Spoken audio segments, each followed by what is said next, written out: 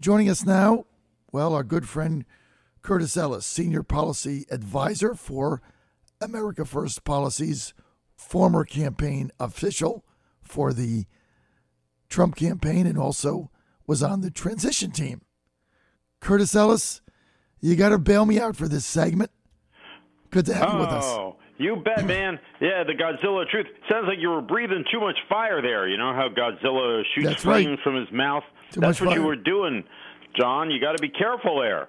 Godzilla truth's got to be careful with that fire-breathing routine. Otherwise, he loses his voice. Yes, sir. Give us your rundown of what the impact of retired generals Michael Flynn's plea bargain will be. Well, this is a really interesting case here. You've got Bob Mueller indicting and General Flynn pleading guilty to lying to the FBI. Now, this comes after he was forced to resign from the administration because he told a little fib to Vice President Pence, right? He told Vice President Pence, I never talked to the Russian ambassador about sanctions. And he told the FBI, I never talked to the Russian ambassador about sanctions or about a UN resolution. Meanwhile, the FBI had a transcript of his telephone call with the Russian ambassador. We may never know why a general and former head of the Defense Intelligence Agency, who should have known that we always tap the phone calls of Russian ambassadors. Why did he think he could get away with telling the FBI something different than what was on the telephone wiretap transcript? But we may never know that. But the other thing we may never know is why did Robert Mueller think that getting a guy to plead guilty to lying to the FBI would make Flynn a credible witness in any subsequent legal proceeding.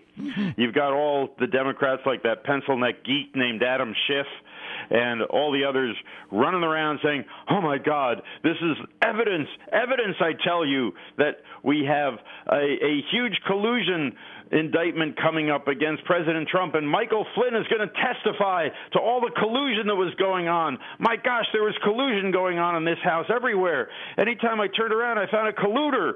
There were colluders under the bed. There were colluders in the attic. There were colluders in the sofa cushions. My gosh, there were colluders everywhere. And Michael Flynn is going to testify and tell us all about it.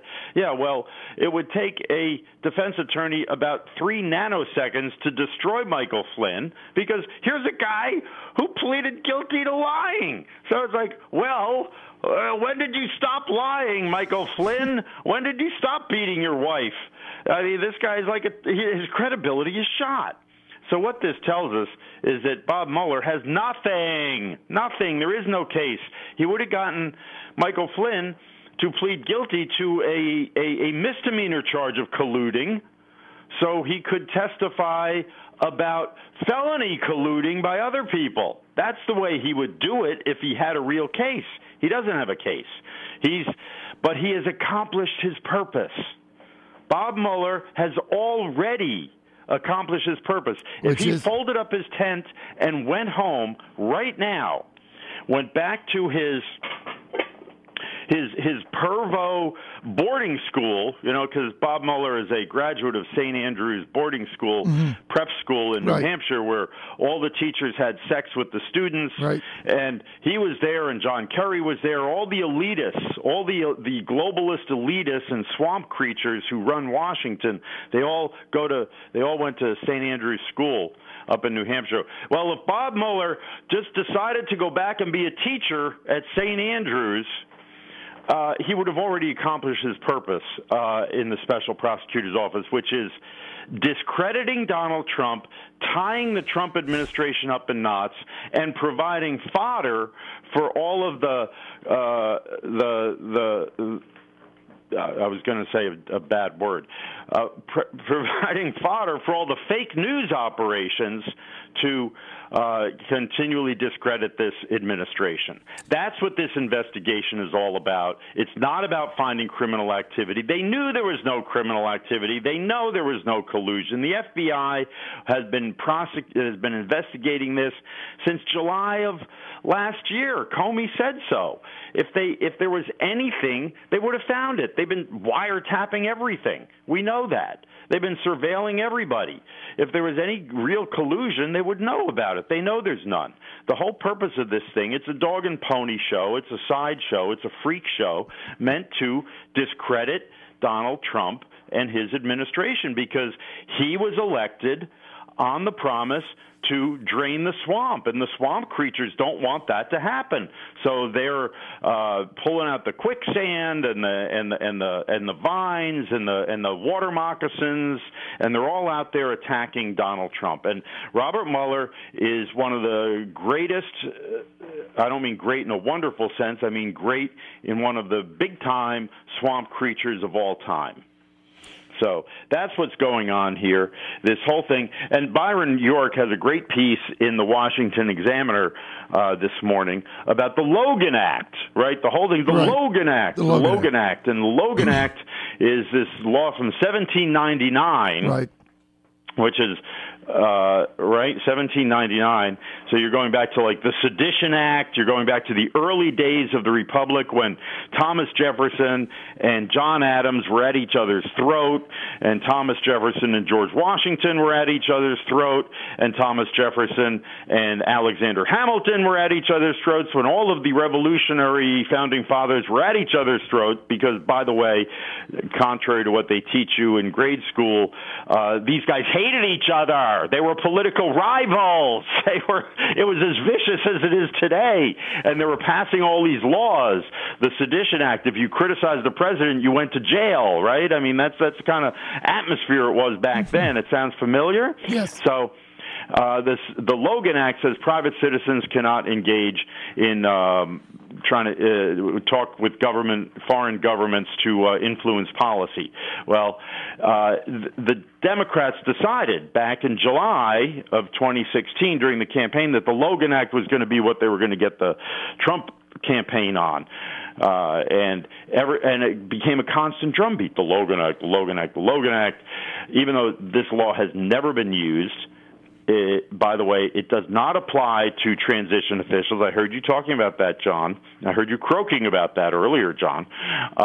It is true. The government officials are immune from the Logan Act. It's private citizens. And anybody who works on the transition is considered a government employee. I know because I was one, and I was told this. And I was told all of the ethical rules of government employees apply to transition officials. So that's complete hogwash. And Adam Schiff was on George Stephanopoulos' show yesterday spreading this lie that what General Flynn did by talking to the ambassador during the transition was a violation of the Logan Act. Well, that's a complete lie. Schiff, who's the top Democrat on the House Intelligence Committee, he's either an idiot or a liar or all of the above. I take all of the above. Besides that, he's ugly. But we don't. I think that's lookist, right? I'm now a deplorable lookist. I'm not an ageist or a racist or a white supremacist. I'm a lookist. Well, Curtis, he's let ugly, me ask you this: right? So, wouldn't it be? So anyway, so the Logan Act, the Democrats decided that would be their talking point, and so now all they can talk about is the Logan Act, the Logan Act, the Logan Act. It doesn't apply to transition officials. And everybody knows it. But again, they knew it. They knew the Logan Act doesn't apply. The whole point of this thing is simply to, as Ross Perot would say, kick gorilla dust in the eyes. Kick gorilla dust in your eyes so you can't see what's going on. Trying to muddy up the Trump administration, tie them up in knots, fighting these non-existent charges, trying to defend themselves against non-existent crimes. And and Michael Flynn is the perfect example of this. He gets indicted for lying about something that's not illegal. Right? I mean, only in Washington can you be indicted and charged and plead guilty to a crime that didn't exist. Well, why would he? I mean, it doesn't make any sense why he even lied, because he didn't do anything wrong. As far as if he didn't talk to foreign diplomats during the transition, they would be incompetent. That's right. I mean, look, he's the national security advisor for an incoming administration. His job is to talk with foreign leaders and say, hey, by the way, we're going to be in office in a few weeks. Maybe you want to drop by. Would you like some vodka or would you like some pierogies? What do Russian diplomats eat when they have their inaugural meeting? You know, I don't know. I mean, that's his job, is to reach out to foreign leaders and say, you know, by the way, if you're thinking of launching a nuclear war, you know, don't because you hate Obama, I just want to remind you, he's going to be gone in a couple of weeks, okay? So don't launch that nuclear war yet, okay? You know, so actually what he was doing, and if Trump told him to do it, well, that's what he's supposed to do. The whole thing is just ridiculous. It's all made-up nonsense. Unbelievable. So how do you see it concluding? I see it concluding that at some point, they're going to, the way it looks now, it looks like Mueller doesn't have much of a case. The way I see it concluding is we're going to finally see, and it's going to be revealed, that the FBI is as corrupt and politicized an agency, maybe that's the word, politicized, as any agency in the U.S. government. You know, we have career bureaucrats in all of these agencies, the permanent government, the deep state. And Washington, D.C. voted 96% for Hillary Clinton.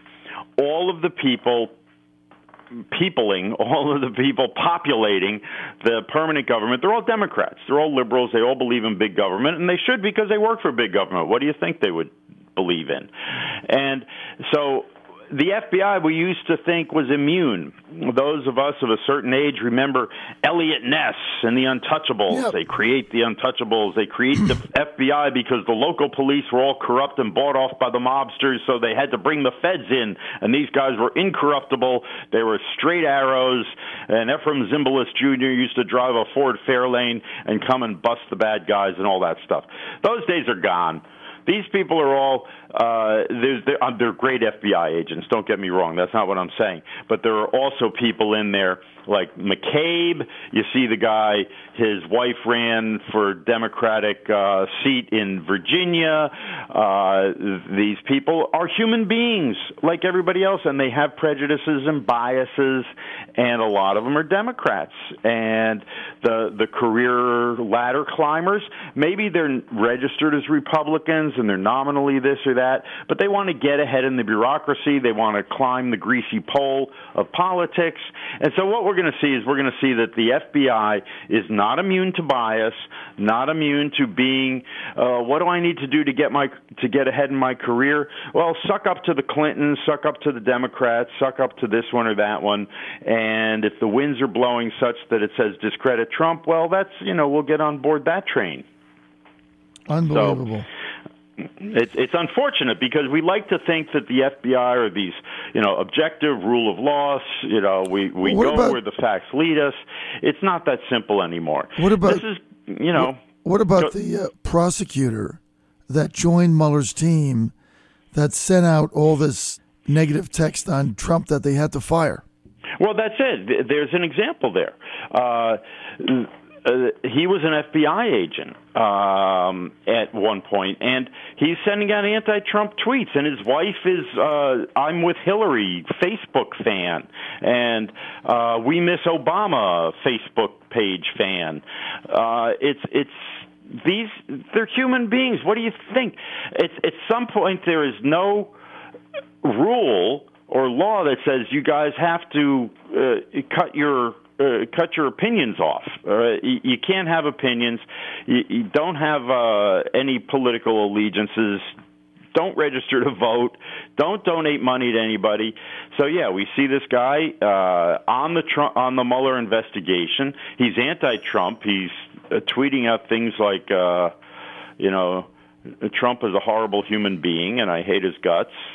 I mean, he didn't literally say that, folks, but but that's the idea. Right. I mean, it's just ridiculous. This whole thing is a put-up job. It was a put-up job by Obama and the Obama administration to tie Trump up in knots and to land him in a special prosecutor investigation the minute he walked in. Rod Rosenstein, who appointed Mueller, we see that he was up to his eyeballs in the Uranium One investigation. These creeps were out to get Trump from the start, and they've engineered this whole thing on the flimsiest of pretexts. And now it's about to fail, and we're going to get the biggest tax cut passed in history. The economy is going to take off, and this is why the Democrats are so upset, because their opportunity to get back into power is going to go away when this economy takes off.